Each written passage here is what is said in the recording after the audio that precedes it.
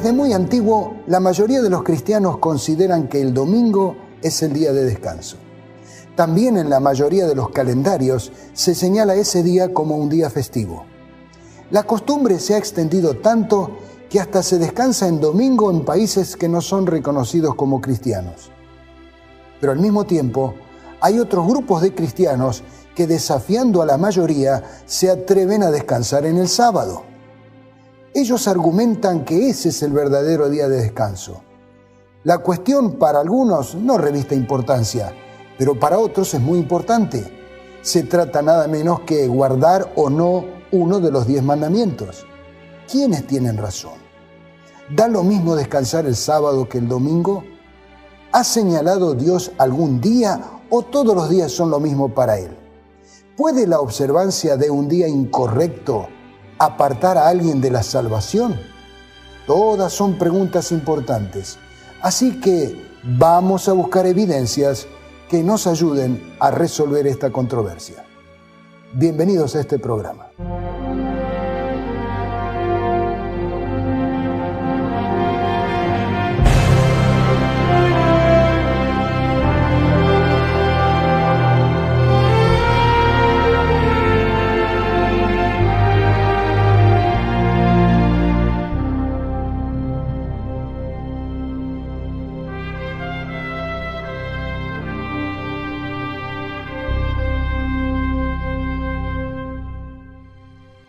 El diccionario Encarta dedica nada menos que 3 páginas para definir el tiempo.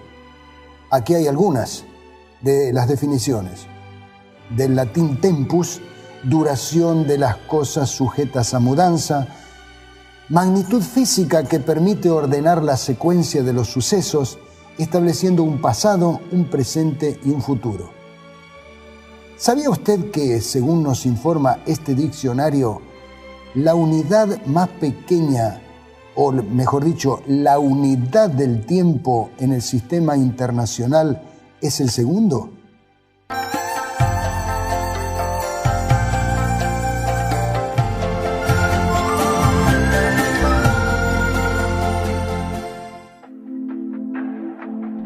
Gran parte de las actividades de la vida, así como los objetos, son pasibles de ser medidos.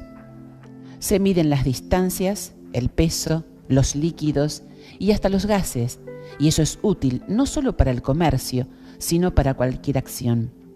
El arquitecto o el ingeniero no podría trabajar sin una regla de cálculo o una cinta métrica, y el vendedor de frutas del comercio de su barrio necesita una balanza para saber cuánto darle y así poder cobrarle el precio justo. La medida de longitud, de peso y de volumen de líquidos o gases, etc., no son otra cosa que inventos y convenciones humanas para poder hacer la vida más fácil. Y estas convenciones han variado a lo largo del tiempo. Por ejemplo, si hablamos de medidas de longitud, se han usado denominaciones como el codo, el pie o la pulgada, todas ellas en relación con lo que podría medirse con el cuerpo humano. Pero claro, la medida de la mano al codo o el tamaño de los pies o los pulgares de la gente eran elementos muy variables. A modo de chiste, se cuenta que un tendero compraba sus telas con el pie de un indio patagón, conocido por su gran tamaño, y las vendía con el pequeño pie de una chinita. Sin embargo, desde mediados del siglo XVI, el interés por la determinación de la medida del globo terrestre y los trabajos correspondientes pusieron de manifiesto la necesidad de un sistema de pesos y medidas universal, proceso que se vio agudizado durante la Revolución Industrial y que culminó en 1872 con la creación de la Oficina Internacional de Pesos y Medidas, que está ubicada en el suburbio de Sèvres, en París. Allí está guardado el metro patrón, una barra de platino que trata de normalizar al mundo, junto con otras medidas de capacidad, aunque lamentablemente hay unos cuantos países que todavía no las han adoptado. Era inevitable que el hombre intentara también medir el tiempo. Los relojes de arena o de sol y los clepsidras, es decir, los relojes de agua, fueron los medios diseñados para poder medir el paso del tiempo. Pero también hubo que crear la medida apropiada para esos artefactos. La más fácil de determinar sin duda fue el día, ya que el movimiento aparente del Sol permitía medir desde su salida hasta su caída la duración de lo que se llamó día. El día se dividió en horas, y estas en minutos y en segundos, y la suma de los días nos llevó a la semana, el mes y el año. Ahora bien, no todas estas medidas del tiempo han sido inventos humanos. Si aceptamos que la Biblia es la palabra de Dios y que es la verdad, entonces nos será útil descubrir que el primer reloj en realidad lo hizo el Señor cuando creaba la tierra. Leemos en el Génesis: y dijo Dios, que haya luces en el firmamento que separen el día de la noche, que sirvan como señales de las estaciones, de los días y de los años. Desde hace mucho tiempo se emplea el movimiento aparente del Sol en el cielo como base para la medida del tiempo.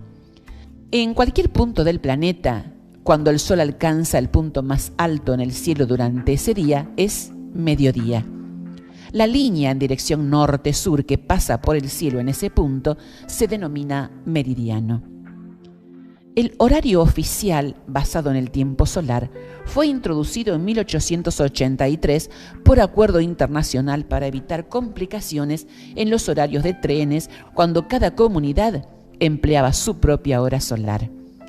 Se dividió la Tierra en 24 usos horarios, partiendo del meridiano de longitud cero, que pasa por el Real Observatorio de Greenwich, en el sur de Inglaterra. Los usos se numeran según su distancia al este o al oeste de Greenwich. Dentro de cada uso horario, todos los relojes deben marcar la misma hora, y entre un uso y el siguiente hay una diferencia de una hora. Cada uso abarca 15 grados de longitud, con adaptación, sin embargo, a las fronteras internacionales. La siguiente medida del tiempo después del día es la semana. Esto ayudó para que, agrupados en ciclos, se pudiera darle también un nombre a los días. De igual forma, tenemos el mes de alrededor de 30 días y el año, que es sabido, consta de 12 meses. El nombre de los días tiene mucho que ver con las creencias de los pueblos que se los adjudicaron. Los hebreos, depositarios de la revelación inspirada, simplemente numeraban los días de la semana: primero, segundo, tercero, cuarto, quinto, sexto y séptimo. Es decir, los días no tenían nombre, con la excepción del séptimo día, que se llamaba Shabbat, descanso. Los árabes también numeran los días desde el Yom al-Ahad, el primero, y también tiene nombre el séptimo, Asabt, que tiene raíz judía, aun cuando su significado original como día de descanso se ha perdido. En la actualidad, el día de descanso musulmán es Yom ad-Jum'ah, que significa día de asamblea, que corresponde al día musulmán de alabanza en la mezquita, o sea, el día viernes. En griego moderno, los días también se numeran, e igualmente el séptimo es el sábado. El sexto día, viernes, se llama en griego paraskeue, la preparación. Este en realidad es un término hebreo, ya que ese día se hace una preparación para el Shabbat.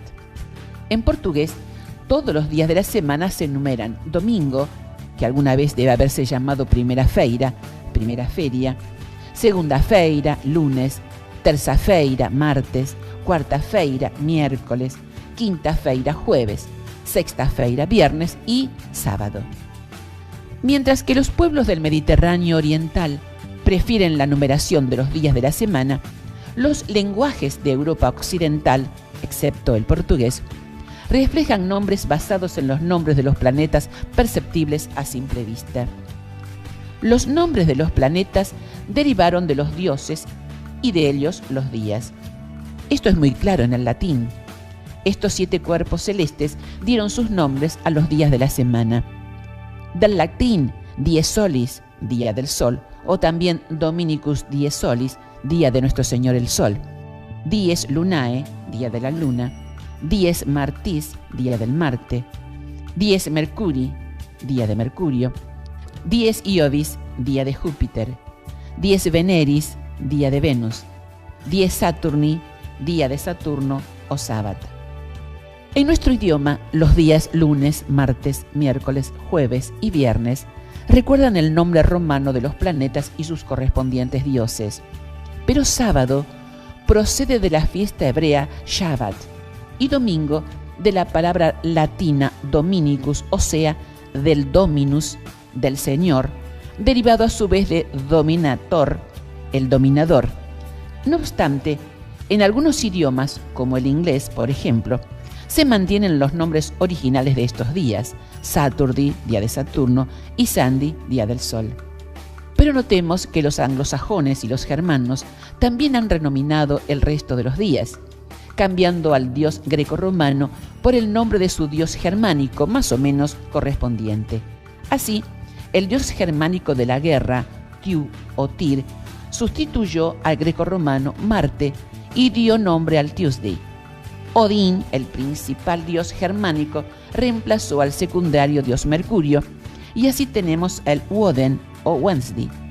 Thor, importante dios guerrero, sustituyó al importantísimo Júpiter. Su día es Thursday, y la diosa del amor, Freya o Frigga, reemplazó a Venus, dejándonos el Friday. Asimismo, los astros del sistema solar se usaron para nombrar los días en la antigua India, Tíbet y Birmania. También sucedió lo mismo con Japón, pero esa costumbre se ha podido rastrear solo hasta hace 1000 años. Un mes, del latín mensis, es cada uno de los 12 periodos de tiempo de entre 28 y 31 días en que se divide el año. En castellano, cada mes tiene un nombre de origen latino. Así, enero o January es el mes dedicado a Jano, una divinidad con dos caras, una que mira al pasado y otra al futuro. Junio era el mes dedicado a Juno, julio a Julio César y agosto a César Augusto. Asimismo, los últimos 4 meses tienen su significado en números: septiembre, séptimo; octubre, octavo; noviembre, noveno; y diciembre, décimo. Esto es así porque en un principio el año empezaba en marzo, al comienzo de la primavera en el hemisferio norte, y septiembre era en efecto el séptimo mes del año. La existencia de 12 meses tiene relación con las 12 constelaciones del zodíaco. En algunos calendarios revolucionarios, la duración de la semana cambia y por consiguiente cambia también el nombre de la misma, ya que etimológicamente el término semana proviene de 7, septem en latín, settimana en italiano.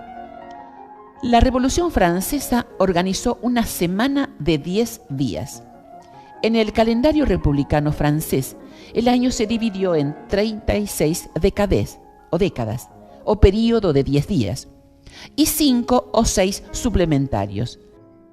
Incluso hoy en día, la palabra décade significa un período de 10 días, mientras que para referirse a una década de 10 años hay que emplear la palabra décennie, o sea, decenio. En el calendario revolucionario soviético se sustituyó la semana de 7 días por una de 5 con el fin de suprimir las connotaciones religiosas. Sin embargo, esta iniciativa, que se introdujo gradualmente en 1929, solo duró 2 años, hasta el 1 de septiembre de 1931.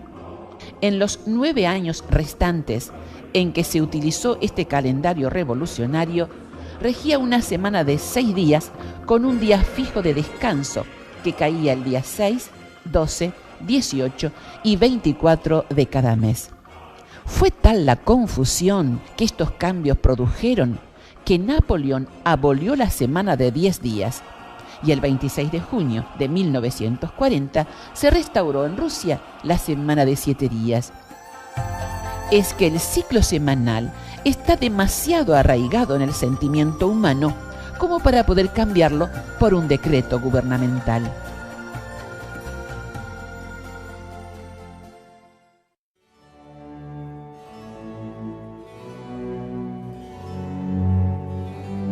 Cuando nos basamos en la Biblia para descubrir el origen de las cosas, nos resulta muy fácil descubrir también el origen del día de descanso. Está escrito en las primeras páginas de la Biblia.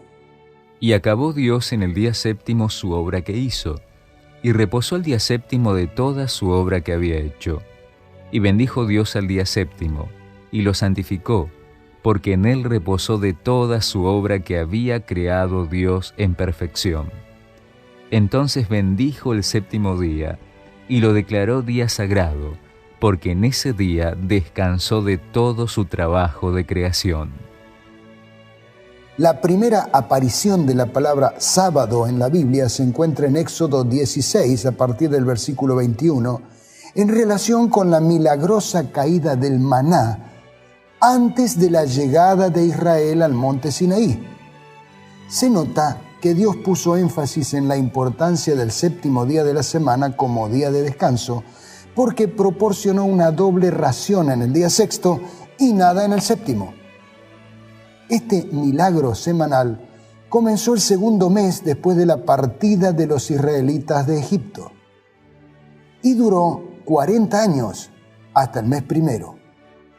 Es decir, durante más de 2000 sábados semanales sucesivos se pudo contemplar el milagro de la caída del maná doble el viernes y nada el sábado.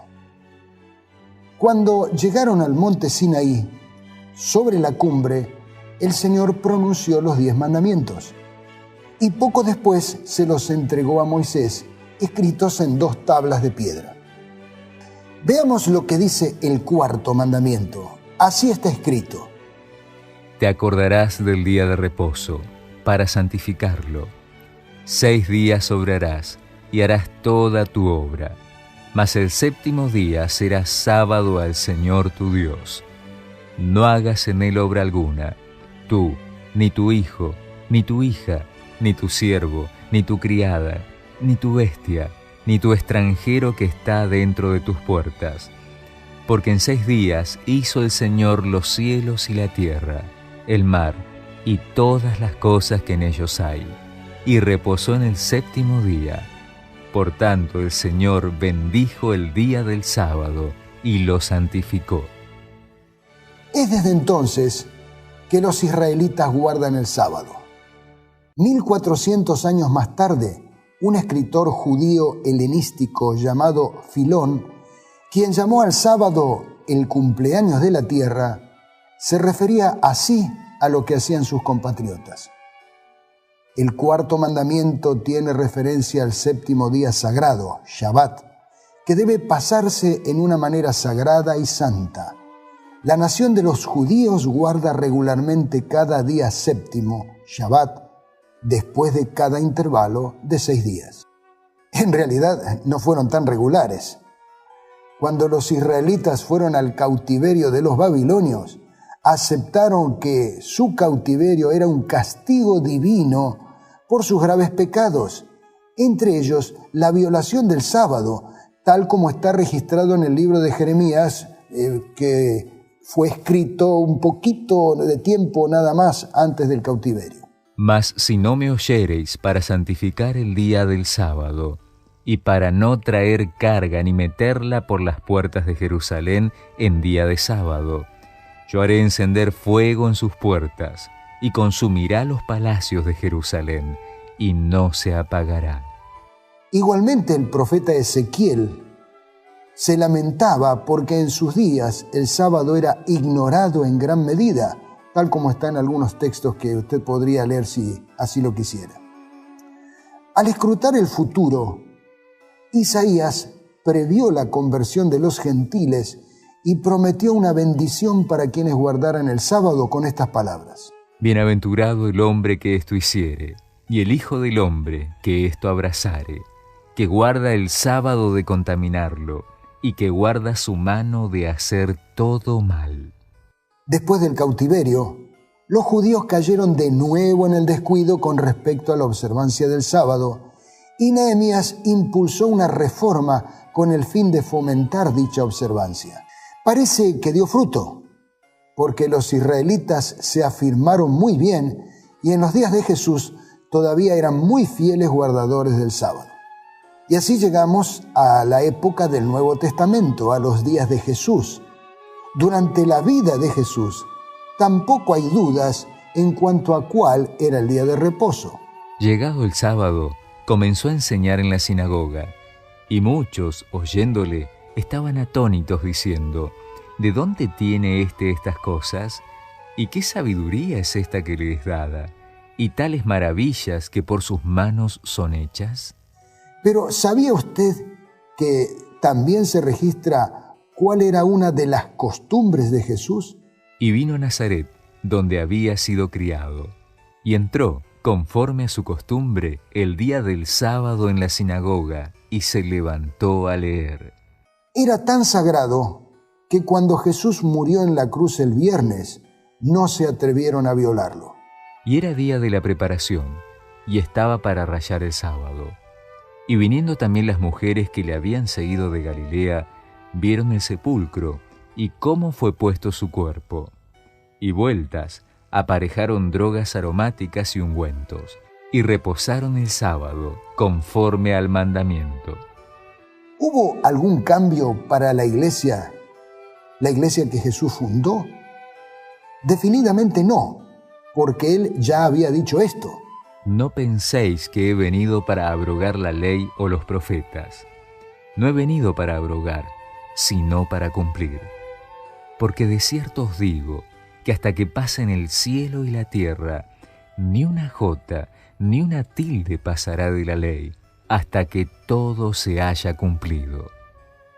Es muy importante recordar que el cristianismo tiene su base en el judaísmo y que Jesús y los apóstoles guardaban el sábado. El mismo apóstol Pablo iba los sábados a las sinagogas. ¿Para qué iba el sábado a la sinagoga? Pues para tratar de ganar discípulos para Cristo, pero sobre todo porque, noten lo siguiente, él mismo también tenía una costumbre. Y ellos, pasando de Perge, llegaron a Antioquía de Pisidia, y entrando en la sinagoga un día sábado, se sentaron. Y leamos estas otras declaraciones que hablan también de Pablo y el sábado. Y saliendo ellos de la sinagoga de los judíos, los gentiles les rogaron que el sábado siguiente les hablasen estas palabras. Y el sábado siguiente se juntó casi toda la ciudad a oír la palabra de Dios. Como en todo el Nuevo Testamento no hay ni una sola referencia al cambio del día de reposo, es justo que nos preguntemos, ¿cómo y cuándo ocurrió la transición del sábado al domingo?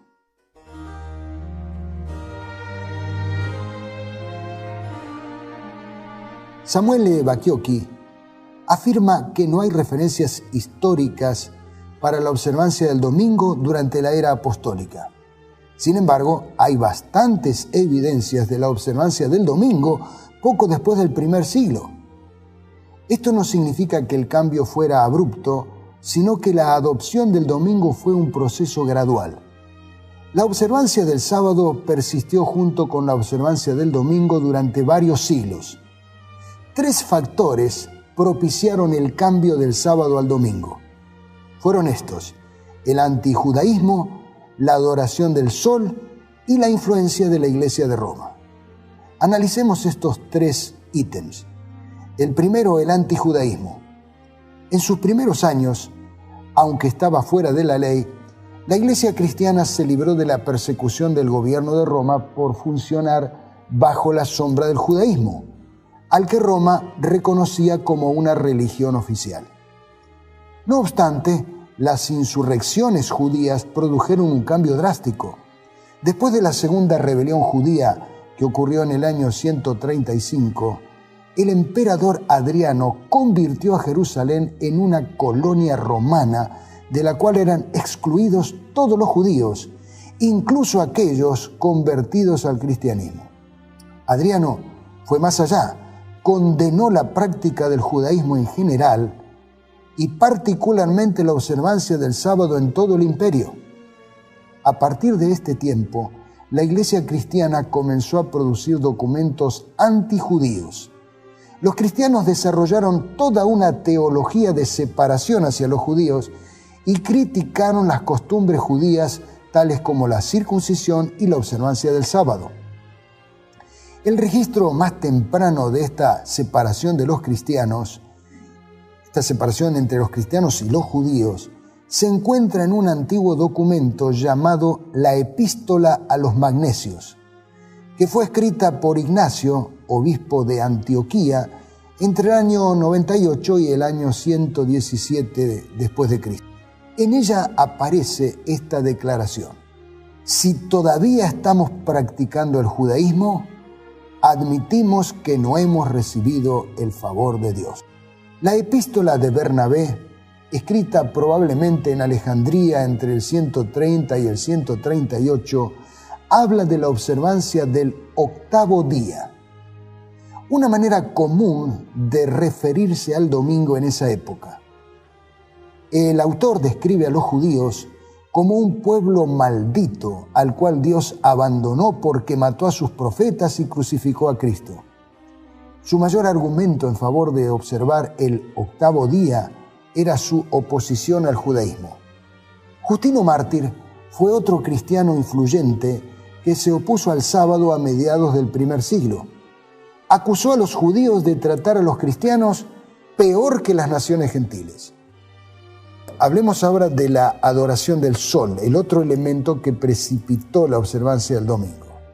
Las condiciones sociales, políticas y religiosas mencionadas explican por qué los cristianos comenzaron a apartarse del día de reposo que compartían con los judíos. Sin embargo, no explican por qué comenzaron a guardar el domingo en vez de guardar otro día, como podía haber sido el viernes, que era el día de la pasión. Parece que la influencia de la adoración del sol como su día del Señor provee la explicación más razonable. El culto al sol invictus, o sea, el sol invencible, dominaba a Roma y otras partes del imperio durante la primera parte del siglo II. Hay muchas evidencias de que influyó sobre el pensamiento y la liturgia de los cristianos. Por una parte, los padres de la Iglesia frecuentemente amonestaban a los cristianos por adorar al sol, pero por otra parte, el arte cristiano y la literatura de la época a menudo empleaban el sol como un símbolo de Cristo. Y llegamos al punto que en vez de estar orientados hacia Jerusalén, como las sinagogas judías, las primeras iglesias cristianas fueron construidas orientadas hacia el este, es decir, hacia la salida del sol. Tanto influyó que también los cristianos escogieron el nacimiento del sol invencible como la fecha de la Navidad. Hubo un cambio en el calendario romano que puede haber influido sobre el proceso. El Imperio Romano adoptó la semana de 7 días en el primer siglo. En ese tiempo se nombraban los días de la semana según los planetas, y el primer día de la semana era el día de Saturno, seguido por el día del Sol. En el segundo siglo se mudó el día del Sol al primer día de la semana. Este adelanto del día del Sol pudo influir sobre los cristianos con un trasfondo judío para que adoptasen el día del Sol como su día de culto. Jerónimo escribió: los paganos lo llaman el día del Sol. Nosotros lo reconocemos gustosamente como tal, porque en este día apareció la luz del mundo y en este día se ha levantado el sol de justicia, o sea, Jesucristo. La sustitución del sábado por el domingo les permitió a los cristianos explicar los misterios bíblicos por medio de símbolos conocidos por la mente pagana. Pero donde esto funcionó con mayor celeridad fue en Roma. La iglesia de Roma, la iglesia más poderosa en el imperio, jugó un papel importante en este asunto. A diferencia de las iglesias de Oriente, la iglesia de Roma estaba compuesta por conversos gentiles. Este factor contribuyó a su diferenciación de los judíos. En el año 64, Nerón acusó de manera exclusiva a los cristianos de incendiar Roma, lo que indica que ya se distinguía a los cristianos de los judíos. La Iglesia de Roma adoptó medidas concretas para desconectar a los cristianos del sábado y animarlos a observar el domingo. Justino Mártir dijo que la observancia del sábado fue una ordenanza mosaica transitoria que Dios impuso sobre los judíos, noten esto, para marcarlos para el castigo que tanto merecen por sus infidelidades. Este tipo de reinterpretación negativa del sábado llevó a los cristianos a transformar su observancia del sábado. Tomaron el día que los creyentes habían observado con comidas, alegría y celebraciones en un día de ayuno en el que no se permitían celebraciones o asambleas religiosas. Esto sirvió para establecer un contraste entre las maneras en que los judíos y los cristianos guardaban el sábado, y pronto se le dio la bienvenida al domingo.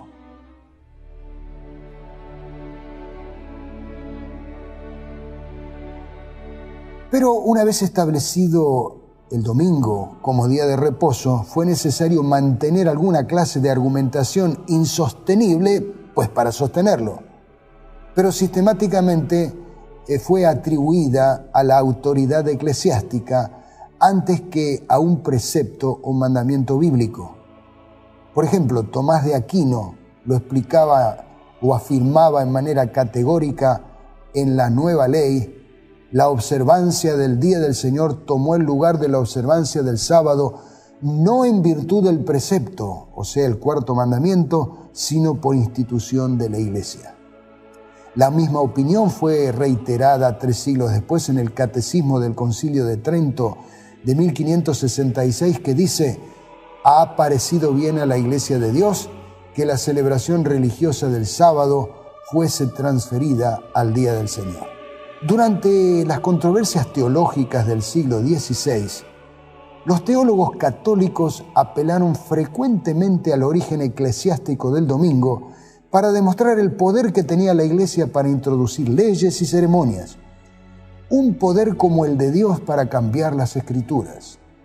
Algunos ecos de tales controversias pueden ser detectados hasta en la famosa Confesión de Augsburgo del año 1530, en la que Lutero declara: los católicos alegan que el sábado ha sido cambiado por el domingo en contra del decálogo. No hay un ejemplo al que se refieran más a menudo que al cambio del día de reposo. Y dicen: grande es el poder de la Iglesia, puesto que ha cambiado uno de los 10 mandamientos. Lutero afirma explícitamente que el domingo no se celebra en la cristiandad por orden de Dios. Es una necesidad ordenada por la Iglesia para el bien de los laicos y de las clases trabajadoras. Calvino también considera el domingo como una institución más humana que divina y también la acepta. En su Institución de la Religión Cristiana, la obra que él escribió, dice lo siguiente: por haberse convertido en soporte de la superstición, la fiesta judía fue abolida. Y como algo necesario para mantener la decencia, el orden y la paz en la Iglesia, los primeros cristianos sustituyeron el sábado por el que hoy llamamos Día del Señor. En su Symbolon, Erasmo escribe: mediante su reposo en la tumba, Cristo abrogó el sábado judío, y mediante su resurrección al 8º día nos impuso el sábado evangélico, o sea, el domingo. Peter Eileen, subdiácono de Westminster y capellán de Carlos I, escribió un tratado en 2 volúmenes con el título de The History of the Sabbath. En el primer capítulo del 2º volumen, Eileen afirma que Cristo preparó el camino para la disolución del sábado y que el día del Señor no fue puesto en su lugar ni por él ni por los apóstoles, sino que fue instituido por la autoridad de la Iglesia. Sin embargo, no todos aceptaron la imposición y aún a riesgo de la pérdida de sus bienes y su vida, se mantuvieron fieles y obedientes al Señor. Vamos a ver la evidencia de la historia. Saben ustedes que hay decenas de declaraciones, pero vamos a elegir solo algunas que muestran quiénes se han mantenido fieles a lo largo de la historia.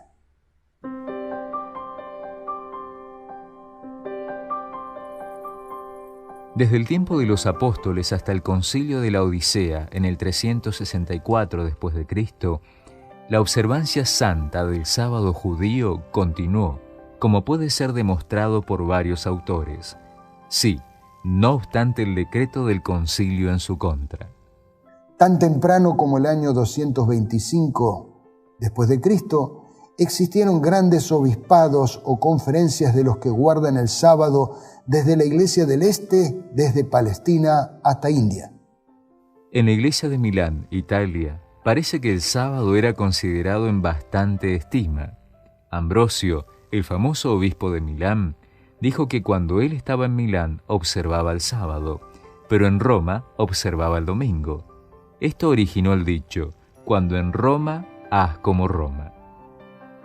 En Persia, años 335 a 375, ellos, los cristianos, desprecian nuestro Dios Sol. ¿No fue Zoroastro el santo fundador de nuestras creencias divinas, el que instituyó el domingo hace 1000 años en honor al Sol y para suplantar el sábado del Antiguo Testamento? Y aún estos cristianos tienen servicios divinos en sábado. Agustín, cuyo testimonio es más impresionante por ser un devoto observador del domingo, muestra que el séptimo día, sábado, era observado en su tiempo en la mayor parte del mundo cristiano. Hasta el siglo V, la observancia del sábado judío fue continuada en la Iglesia cristiana. En 411, Mingana, dirigente de las iglesias del Este, nombró un director metropolitano para China. Estas iglesias santificaban el séptimo día. La Iglesia escocesa parece haber seguido una costumbre de la que encontramos vestigios en la Iglesia monástica de Irlanda, en que consideraban el sábado como el día de reposo, en que descansaban de todas sus obras. Parece haber sido costumbre en las iglesias celtas de tiempos antiguos, en Irlanda tanto como en Escocia, guardar el sábado como un día de reposo del trabajo. Obedecían el cuarto mandamiento, literalmente el séptimo día de la semana. Ciudadanos romanos, he sabido que algunos hombres de perverso espíritu han diseminado entre vosotros cosas depravadas y contrarias a la santa fe, prohibiendo que nada sea hecho en el día que llaman sábado. ¿Qué puedo llamarles excepto que predicadores del anticristo? Fueron palabras nada menos que del Papa Gregorio I. Constante y muy extendida era la observancia del séptimo día, sábado, entre los creyentes de la Iglesia del Este y los cristianos de Santo Tomás de India, que nunca estuvieron conectados a Roma. Los nestorianos no comen cerdo y guardan el sábado. No creen en la confesión auricular ni en el purgatorio. Margarita de Escocia, en el 1060, intentó arruinar a los descendientes espirituales de Columba, yendo contra los que guardaban el sábado en lugar del domingo.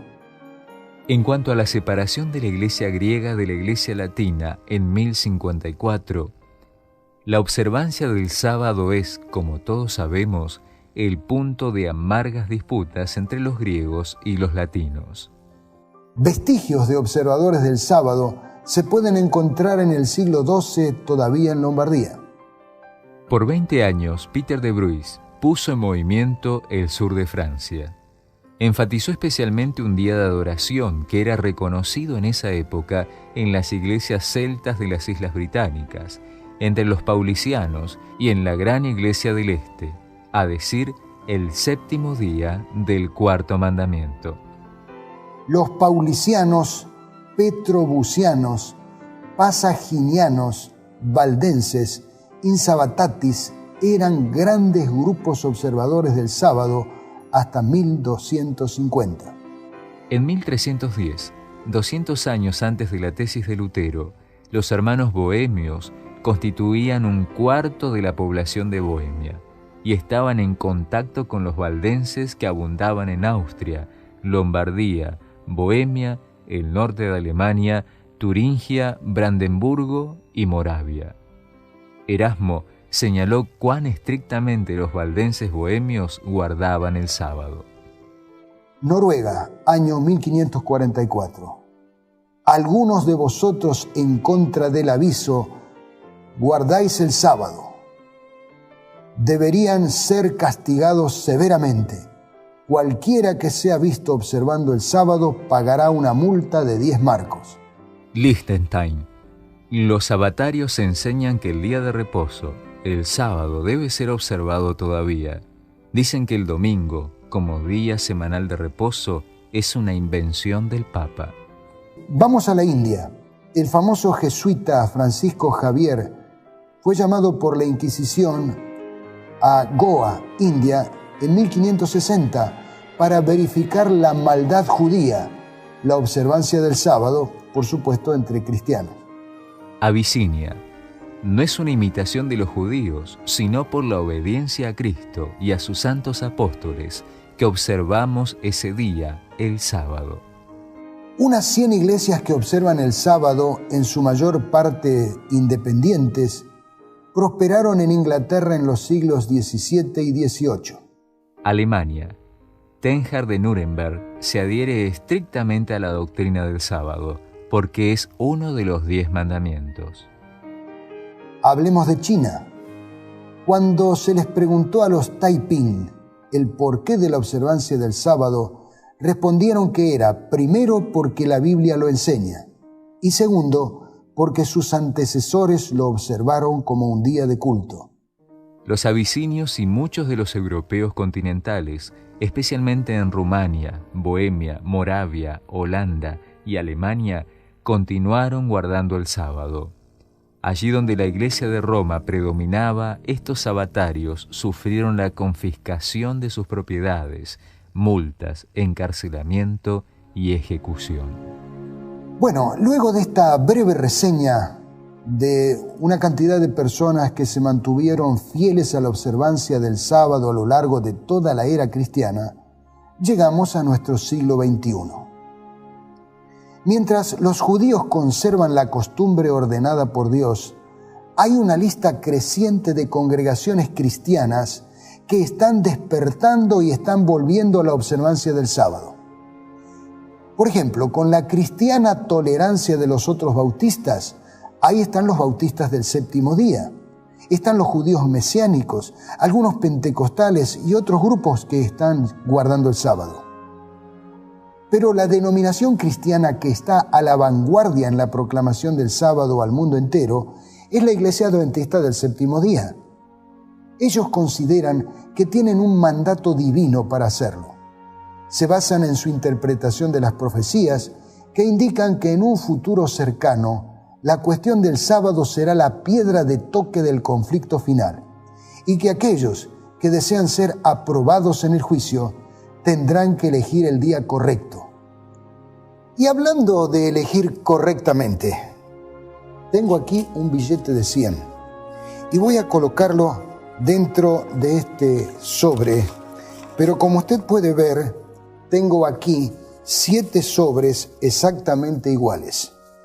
Y bueno, ahora voy a hacer aquí alguna cosa que usted puede ver que los estoy mezclando y lo dejo elegir. Si usted elige el sobre que tiene el billete es suyo. Bueno, creo que se da cuenta usted de la importancia de elegir correctamente. Usted podría llevarse 6 sobres que no le servirían para mucho, o podría llevarse este sobre bendecido con el billete de 100.